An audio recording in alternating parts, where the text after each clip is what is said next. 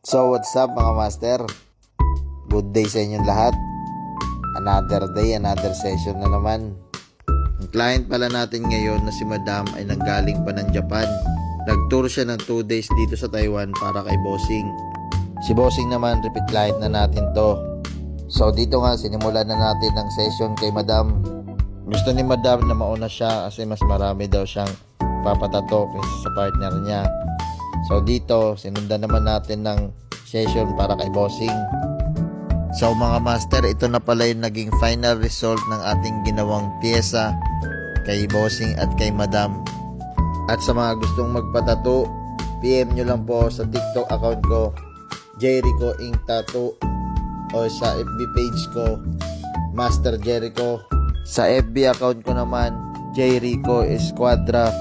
Kahit saan po dyan sa mga binanggit ko, pwede nyo po akong i-message dyan para mag-inquire kayo. So muli mga master, kita-kits sa susunod. Maraming salamat.